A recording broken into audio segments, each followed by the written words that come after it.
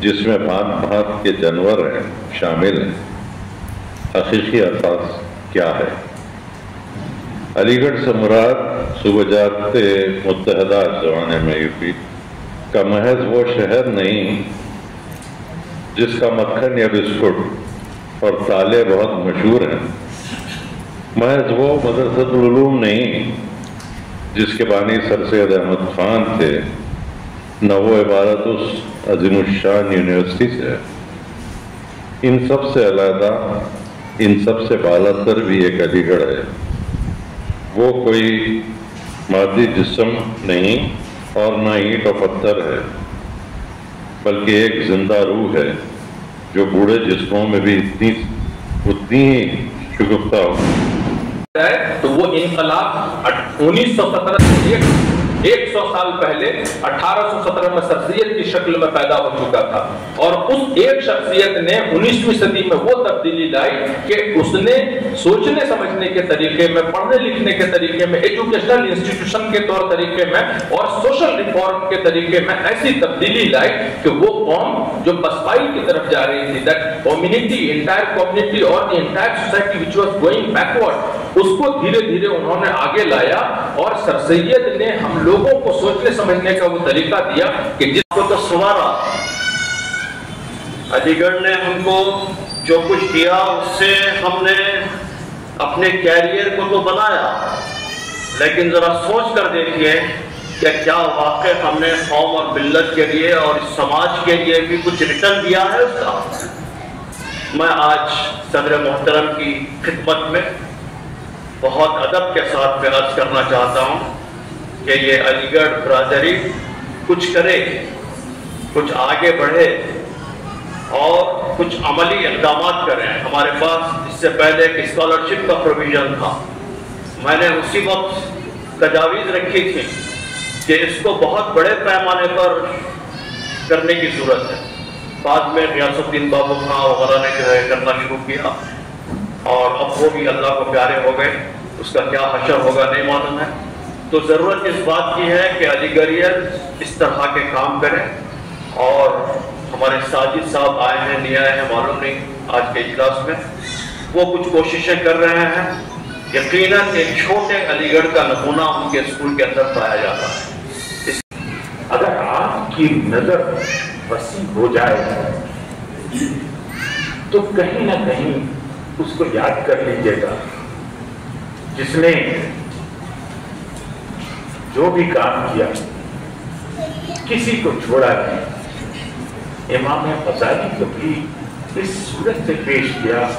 کہ ہر محفل میں وہ قبول ہو جائے، تفہیم قرآن میں کوئی کمی نہیں چھوڑی، یوں بیان کرو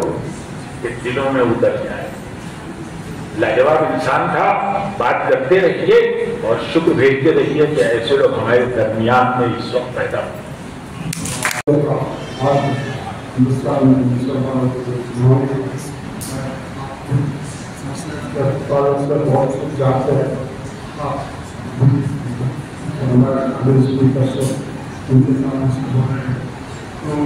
میں سمجھتا ہوں کہ سیاست فیصلہ کا مشن جو ہے آپ کی ہمارے کئی ضرورت مشن ہے جو علی گڑھ مسلم یونیورسٹی دنیا بھر میں ایک دو خصوصیات ہیں۔ ایک جو ہے دنیا بھر میں جہاں بھی علی گڑھ بندے ہیں فیصلہ کا بناتے ہیں، اور دوسرا یہ کہ علی گڑھ جہاں بھی رہتے ہیں ڈیفینیٹلی اگر ہندوستان میں کہیں بھی چلے جائیں علی گڑھ ورلڈ پریس ایسوسیشن میں، باہر ملکوں میں بھی جائیں، امریکہ میں، آسٹریلیا میں، ہر جگہ بھی علی گڑھ ورلڈ پریس ایسوسیشن ایک افینٹی ہے جو کسی اور یونیورسٹی میں نہیں ہو سکتا۔ آج کے اسپیکر ہمارے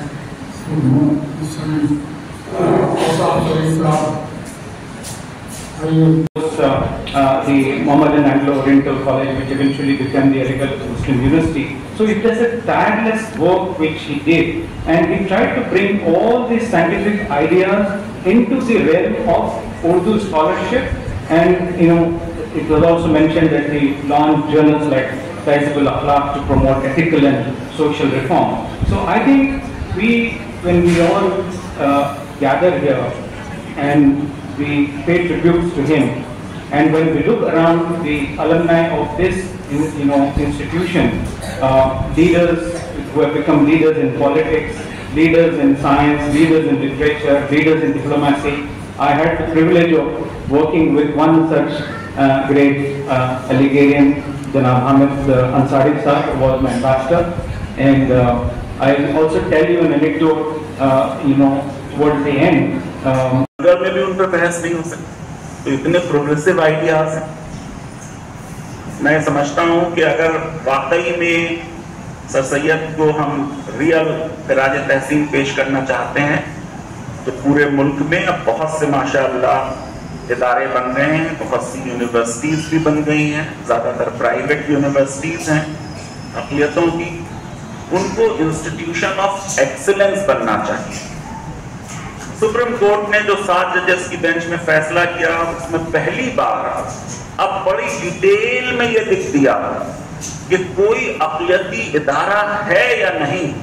इसको किन बुनियादों पे टेस्ट किया जाएगा। आपको मालूम है, जैसे मैंने अभी बताया कि 1968 में सुप्रीम कोर्ट ने कहा उस एक्ट को देखेंगे